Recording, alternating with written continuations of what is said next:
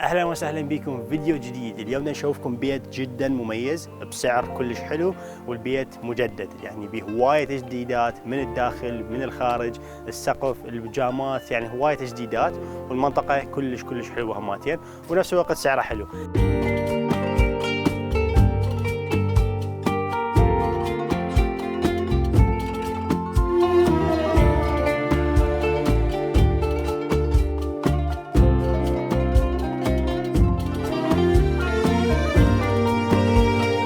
البيت هو على 840 ماثيو برادي بوليفارد، منطقة ايست وينزر، واللي هي منطقة تعتبر كلش حلوة، وبنفس الوقت هماتين هو منطقة ريفرسايد، فقريب على النهر، فمسافة تقريبا مشي يمكن شي 10 دقائق أو ربع ساعة توصلون إلى النهر، فالمنطقة جدا حلوة جدا مرغوبة كلش هادئة، يعني إذا تشوفون الأشجار والجو الحلو اليوم، لان احنا هسه حاليا صيف في كندا، فالاجواء كلش حلوه، الاشجار كلها طالعه ومنوره، فصراحه يعني المنطقه كلش حلوه، ما اعرف اذا تشوفوها بالكاميرا، بس الجو كلش هادي بهاي المنطقه وكلش حلوه هماتين. هذا البيت يتكون من 3 غرف نوم وزائد الاوفيس وحمامين وصالتين، فهسه نشوف البيت هماتين من برا، وبعدين حنشوف لكم اياه البيت من الداخل، فابقوا ويانا لنهايه الفيديو. مثل ما تشوفون برا عندنا درايف واي، مساحته كلش حلوه، يعني مساحته كبيره صراحه، هو صاير طولي، يعني مو ما تقدر توقفون سيارتين بالعرض، بس هو تقدرون توقفون سيارتين واحده خلف الثانيه، فممكن يكفي له يعني لا يقل عن، ممكن سياره توصل الى هنا يعني، فاذا هنا سياره وهناك يعني لا يقل عن 4-5 سيارات ممكن حتى يعني، وحتى الشارع هماتين مسموح التبريك فيه، فيقدر حتى بالشارع يبرك، فالمساحه حلوه. واللي يعجبني هماتين بهذا البيت انه كليته بريك، فكليته طابوق، يعني ما تشوفون البيوت نص طابوق ونص يكون فاينل، هاي لا كليتها طابوق من فوق الى جوا. هاي الشبابيك الجوا هي شبابيك البيسمنت، وهاي الشبابيك هي الفوق هي شبابيك المين فلور، الطابق الفوقاني. والحلو هماتين بهذا البيت انه بي سايد دور، يعني بي دور خلفي ممكن ياخذك مباشره للبيسمنت، فاذا انت شخص مثلا عائلتكم صغيره، او اذا انت اصلا مستثمر تشتري بيت وتريد تاجر فوق وتجوه، هذا البيت ممكن يتضبط وبس ينضاف له مطبخ ثاني جوا، راح تقدرون تسووه بسهوله ينفصل، ويكون يونت جوا ثاني ويونت فوق مختلف.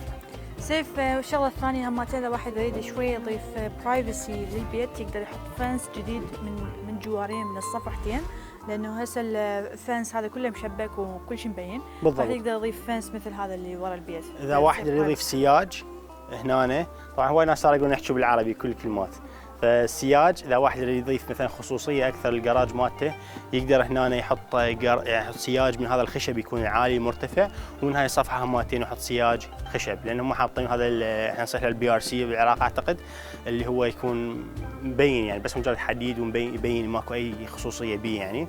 وصار هماتين اكو ناس تحب الجراج تشتغل بالجراج، فهذا البيت هو ما بيه جراج يعني مغلق، فبس هذا الشيء واحد يقدر يبنيه، يعني هنا طبعا تاكدون ويا السيتي بكل هاي التفاصيل يعني، بس هواي نشوف بيوت، وخاصه هاي المناطق، لان البيوت المبنيه بهذا العمر مرات يكونون ما يبنون بها جراج، فبهاي الفتره الجديده ناس قامت تضيف جراج، فيصير الجراج يجيب لي تقريبا من خلف البيت، ويمكن يمتد الى هنا هذا المكان هيك شيء، فيكون حتى ممكن جراج كبير، يعني مو اللي يكون الا على حجم الدرايف واي فقط، لا ممكن يمتد الى هنا او ممكن شوي اكثر، حسب لازم واحد يضبط ويا السيتي، طبعا بس هذا الشيء يصير، وهذا هماتين يرفع من قيمه البيت اكيد، لانه هواي بيوت هنا بهذا الفرع ما بيها جراجات، بس نشوف هسه من اجينا اكو هواي بيوت اوريدي ضايفين جراج ومسوين هاي الشغله اللي بدنا نحكيها عنكم، بدنا نحكي لكم عنها، فطبعا هذا الشيء يرفع من قيمه السوق، من قيمه البيت عند بالمنطقه البيع بصوره عامه، يعني يعتبر في شيء سبيشل. بالضبط. والحلو هماتين صار اكو حديقه كبيره، فحتى اذا واحد ضاف جراج حتبقى الحديقه كبيره، واذا واحد ما يحتاج اصلا جراج، فهذا الشيء يعني يقدر يحصل البيت بسعر جيد، وبيت جدا حلو ومرتب، والحديقه كلش حلوه ومرتبه هماتين وكبيره، اذا واحد عنده اطفال يقدرون يلعبون بيها، فبصراحه البيت ما ناقصه اي شيء، الواجهه مالته هماتين من برا مثل ما قلنا حجر، وهنا عندكم مكان وبمثل مظله فوق، فواحد ممكن يحط ورد، يقعد هنا مثلا يحط له ميز وطاوله، تكون قاعده هنا بسيطه، واحد يتشمس، خاصه بهاي الاجواء الحلوه من الصيف، واحد يقدر يتونس فيه ويقعد برا يستغل هاي المساحه هماتين. وهسه خلينا ناخذكم ونشوفكم البيت هذا من الداخل. طبعا اول ما تفوتون بالبيت عندنا هنا مثل مدخل صغير، وهنا حاطين مثل الراب يعني الورق على الحائط، فشوي شكلها هماتين حلو. اضاءه عندنا فوق هنا السيراميك، لان واحد مرات من يفوت يكون حذاء منقع او شيء، فهنا حلو انه يحطون سيراميك، هذا سيراميك جديد، وهنا عندنا تخزين للملابس للجاكيتس، واحد اول ما يفوت يقدر يعلقها. هاي الصاله عندنا هنا، صاله مساحتها جيده جدا انا اشوفها. عندك شباكين، واحد من هنا وساره واحد ورا، شباك كلش كبير تشوفي لهم اياه بالكاميرا مالتين يفوتوا هوايه اضاءه، يعني حرفيا واحد حتى ما يحتاج يشغل الضوء لانه شباك كلش كبير يفوت هوايه ضوء. الارضيه طبعا هم البيت لا تزال نفسها ما تجددت ببعض المكانات خاصه بالمين فلور، لانه اكيد اللي يعرف يعني البيوت القديمه صار حتى الخشب افضل من الخشب الجديد اللي يحطوه كله رقيق وهذا يعوجوه يحطوه، فهذا الخشب نظيف وهم يعني مهتمين به اصلا اهل البيت، وعلى الاغلب يكون تنظف وسووا له واكس ورتبوه يعني. بس طبعا اذا شخص يعجبه يعني ممكن يضيف ارضيه، ممكن بس تطبق فوقها ارضيه جديده حتكون كلش سهله. بس صراحه انا كلش عجبني يعني، اشوفه كلش حلو مرتب ونظيف يعني مهتمين به جدا يعني. هنا عندنا طبعا المطبخ فولي رينوفيتد، يعني 100% من الارضيات للسقف للكابينات 100% مجددين المطبخ، والتجديد صراحه يعني مسويه بطريقه كلش حلوه. ضايفين كميه كبيره من الكابينتس، مستغلين المساحه بطريقه صحيحه، وبنفس الوقت الالوان اللي استعملوها والماتيريالز اللي حطوها كلش حلوه، مسويها مع بالك بيت يعني بيت حديث.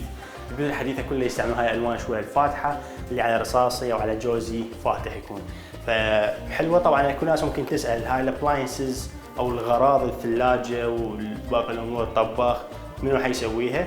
طبعا هم مرات يعوفوها ويخلون الشخص هو يشتري البراند اللي تعجبه ويجيبون هاي الشغلات، او ممكن اذا شويه نصعد بالسعر تخلوا الشخص هو البايع يجيبهن، هماتي هذا الشيء ممكن يصير حسب الاتفاق كليته. سيف هنا الحائط الهمتين عازل المطبخ عن الصاله، فهذا الشيء حلو، بس اكيد اكو ناس كل من ذوقه يعني حسب الطلب، بس اكو ناس انه تحب يكون اوبن كونسبت يعني مكان مفتوح الصاله على المطبخ، فواحد بسهوله يقدر يشيل هذا الحائط كله وتكون مكان مفتوح ويكون مكان اكبر.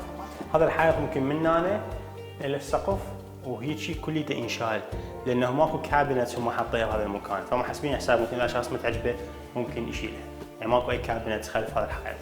هذا الشيء يقدر يعطيكم الاوبشن انه تشيلوهن. هنا عندنا بهذا الطابق غرفتين نوم زائد حمام. خلينا نبدي بالغرفه اول شيء اللي على اليسار. هاي الغرفه هي اللي شويه اصغر، بس مع هذا مساحتها جيده، يعني اذا شخص مثلا شخص واحد يعني ممكن يحط مثلا دبل بيد او من هذا الفراش السنجل كلش كافي المساحه. شباك عندنا هماتين كبير مرتب. هنا عندنا واكن كلوزت، فصراحه الكلوزت كلش يعني مساحتها حلوه بالنسبه لهاي الغرفه، ومع هذا عندكم شباك هماتين بيها، فحتى منوره دائما يعني تكون الواكن كلوزت هاي. فاكو مساحه تخزين هوايه بهذا البيت وصراحه مرتب. خلينا نشوفكم هاي الغرفه اول شيء. طبعا هنا عندنا ستورج، مثل ما قلت لكم عندنا هوايه ستورج بهذا البيت، كانت مساحات تخزين. هاي الغرفه هماتين مساحتها اكبر من هذيك الغرفه، ممكن هاي تكون هي الماستر بدروم اللي يحطون مثلا بيها كوين او كينج بدروم. هنا عندكم شباكين بيها، واحد بطلع حديقه، واحد على الجيران، مساحتها هماتين جيده. وهنا عندنا هي الكلوزت شويه اصغر من هذيك، بس مساحتها يعني لا باس بيها يعني كغرفه وكبيت واحد عايش بيه. ممكن صار هماتين يستعملون مثلا اهل اصحاب هاي الغرفه، خاصه اذا هي كانت الغرفه الرئيسيه لهم، ممكن يستعملون هذا الباب يسووا هماتين كلوزت، يعني اذا يحبون يقدرون يفتحون باب لها منا مثلا ويصير كلوزت، او هي برا يعني واحد يفتحها ياخذ غراضه. اكيد الولد الرجال حتكون غراضه برا والمراه غراضها جوا. يقدر يسوي كاستم كابينت يعني تكون شكلها بعد احلى من هيك، مو بس رفوف حتى تعاليق. ممكن تضيف تعاليق، ممكن ترتبون بها، المهم مساحه موجوده يعني. صار نظام التبريد هماتين هم مبدليه، حاطين نظام شويه اجد، والبلاكات كلها مبدليها، الاضاءه كلها مبدليها بالبيت بالكامل، فالاشياء الصبغ جديد، ففعليا يعني تجيب غراضك وتقعد، ما تحتاجون اي شيء بهذا البيت. هنا عندنا الحمام الاول، حمامات اثنيناتهم مجددات بالكامل، من الارضيه الى السقف الى السيراميك كل جديد. هاي الفانيتي طبعا حلو بيها ان لونها نفس لون المطبخ، فتحسين البيت كله هويه وحده. الارضيات جدا حلوه. هنا عندكم تواليت وبي شباك هماتين، وهذا هو يعني بانيو اللي يحب يقدر يغسل بطريقه تعجبه يعني. البانيو هماتين مميز، يقدر واحد يعني يا ترسه وات ايفر يعني هماتين. وهنا عندنا الاكسس للبيسمنت، من هنا ينزل واحد البيسمنت، وهذا هو الباب اللي قلنا لكم separate entrance اللي هو منفصل عن الباب عن البيسمنت، فممكن واحد يخلي دوره هنا يعزل فوق عن التحت، او ممكن هنا يعني بس مجرد يقفله ويصير في جوا يونت وفوق يونت منفصل.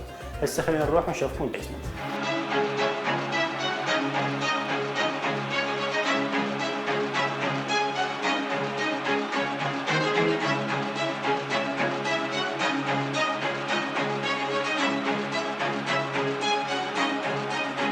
حاليا بالبيسمنت. هذا هو البيسمنت. طبعا اذا تشوف الصاله مالته كلش كبيره، لانه عندنا هي نفس المساحه فوق موجوده، بس هم فاصليها فوق صاله ومطبخ هماتين، بس هنا المساحه صارت كلها صاله، فتبين المساحه وكانما حتى هاي الصاله اكبر من اللي فوق. طبعا السقف مالتها عالي وما عندنا اي مشكله بالسقف، وشيء كلش حلو لانه صراحه اكثريه الستايل هذا مال البيت يسموه رانش، يعني هو طابق واحد، فحتى عاده البيسمنت يكون يا اما حتى كراول سبيس يعني ماكو بيسمنت، او يكون سقفه كلش ناصي الى درجه بحيث ما تقدر تمشي، لازم شويه تدنقر يلا تمشي.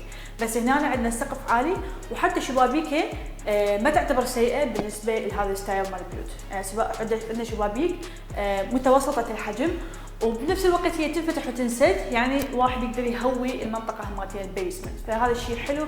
عندنا فريش بينتينج، ارضيات جديده، وكل شيء هنا جديد، وسيف حتى اكو فريم يمك هناك. هذا شويه الفريم هالمنطق حاجه يعني شكل حلو للصاله، خاصه من واحد يحط فاير بليس هنا كهربائي وينطي الوان وينطي شكل حلو فخامه للصاله مالتنا. صار البيت اشوفه كلش نظيف من الداخل، يعني ماكو اي ريحه مثل ما في البيسمنت. واحد يفوت لهم ممكن شويه يشتم ريحه ما طيبه او شيء او خنقه، بس البيسمنت كلش نظيف ويعني ما بيه ريحه صراحه. صحيح، هم مجددين تجديد كامل، بحيث حتى من تدخل مو بس هنا من الباب الرئيسي مال البيت تشتم به ريحه الصبغ وريحه الماتيريالز، المواد الجديده اللي مستعمليها بالبيت، فكل شيء ريحه البيت كلش جديده. طبعا عندنا بلجز هوايه بهذا البيت، يعني واحد يقدر يستعمل بلجز يعني بلك مال كهرباء، فما راح تدوخ هنا. عندكم هوايه بلكات مال كهرباء مفكرين بها اوريدي، وين ما تريد تحط التلفزيون. وسيف هماتين او شغله مهمه هم انه واحد يقدر هنا، بما انه احنا عندنا طلعه منفصله للبيسمنت، فواحد يقدر هنا يضيف مطبخ ثاني. لازم واحد يفكر اكيد بالكهرباء والمي، شلون واحد يسحب له ويأسس، بس اذا تريد تأسس مطبخ ثاني حتى تكون عائله ثانيه تعيش بالبيسمنت، فهذا الشيء كلش حلو ويصعد قيمه البيت بهوايه.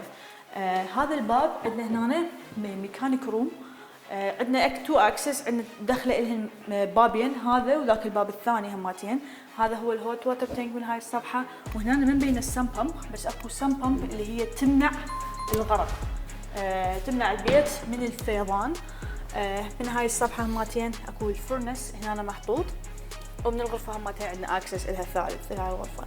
من هاي الصفحه عندنا غرف النوم، غرفه واحده اوفيس والغرفه الثانيه غرفه كبيره وعندنا حمام كامل. اول شيء خلينا نشوف الغرفه الصغيره. هاي الغرفه هم معتبريها اوفيس، يعني حتى ما حاسبيها كغرفه، هي فعليا ممكن انه تكون هي بيبي روم مو مشكله يعني، او ممكن تكون اوفيس، فهي زياده، بس زياده حلوه للبيت هماتين. عندنا شباك بيها، فهذا الشيء هماتين كلش حلو. وعندنا من هاي الصفحه هي الميكانيك روم كليتها، وعندنا بالنهايه السم بامب، فشي كلش حلو.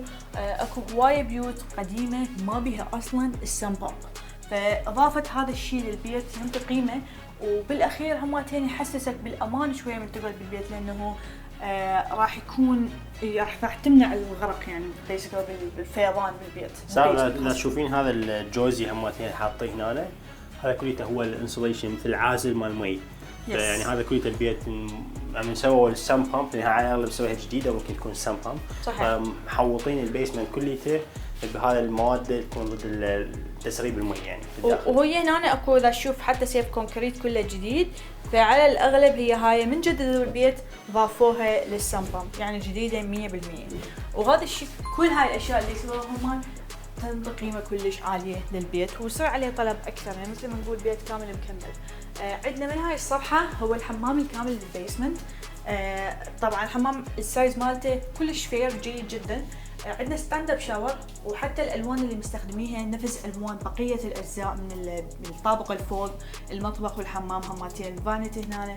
وشوف حتى المساحه سيف، يعني مساحته كلش زينه، يعني البيسمنت عاده اصلا يحطون بيه هيك شيء يعني كرانش، يحطون بيه نص حمام، او مثلا ما يحطون حمام اصلا، بس هنا عندنا حمام كامل، وحتى واحد يقدر يطب ويطلع براحته، والسقف هماتين زين، ما عندنا مشكله. هنا شويه انصى السقف، بس انا شخصيا 170 سنتيمتر وما عندي اي مشكله. انه ادخل واطلع، وهو هذا صراحه مقارنه بهوايه بيسمنت ثانيه يعتبر كلش زين حتى من ناحيه الايجار. هنا عندنا التاسيس مال غساله النشافه والغساله اثنيناتهن هنا يكونوا محطوطات. واحد يقدر هنا يسوي كاستم كابينتس، مثلا واحد يحط كاونترات هنا على مود واحد يحط تايت او شغلات غسول، عندك السايز هنا موجود اوريدي. من هاي الصفحه عندنا الغرفه الثانيه بالبيسمنت، وهي هاي الغرفه الكبيره لانه هذيك هي غرفه صغيره نقول اوفيس. هاي هي الغرفه الكبيره، واحد يقدر يحط بيها سرير، تقدر حتى نفرين يعيشون بيها، انه يحط مثلا كوين او توين بيدروم. واحد يحط السايز الصغير ما نقول كينج لان كينج شوي كبير على هاي الغرفه، بس واحد يحط هاي البيدرومز هنا وتكون مو جيد جدا بالنسبه للشخصين.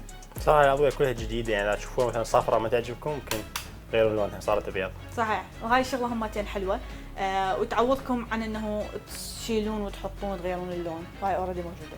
عندنا هنا همتين كلوزت. الكلوزت هنا حجمه ثير خلينا نقول. سيف عجبتك الفكره كلش. عندنا الكلوزت هنا واحد يقدر يحط ملابسه، او اذا تريد شويه تكبره هو ممتد الى هنا، واحد يقدر يمده الى حتى نهايه الحائط، ويحط واحد يقدر يشيل هذا الحائط وتحطون ميرور دور هنا، هذا الباب اللي بمرايه، وهم يصير شيء احلى للغرفه. وعندنا هماتين شباك بيها وهم ينفتح وينسد، شبابيك كلها تنفتح وتنسد لانه كلها مجدده.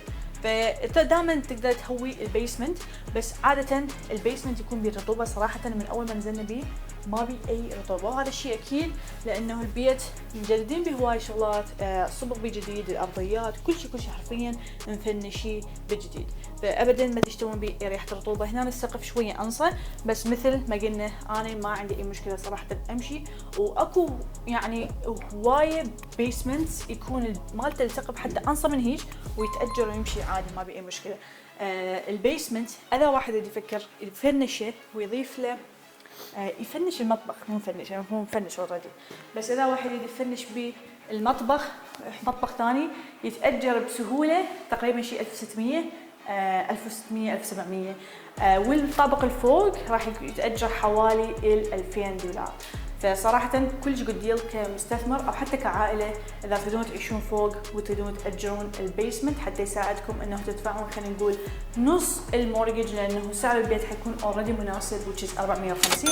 اذا تحتاجون اي سؤال، اذا تريدون تواصلون ويانا حتى تشوفون هذا البيت او اي بيت ثاني تقدرون تتواصلون ويانا، ارقامنا حتكون على الشاشة. ولا تريدون تشوفون فيديوهات ثانية بيوت مختلفة مثل هذا البيت تقدرون تضغطون على اللينك هذا. نشوفكم في الفيديو الجاي، مع السلامة.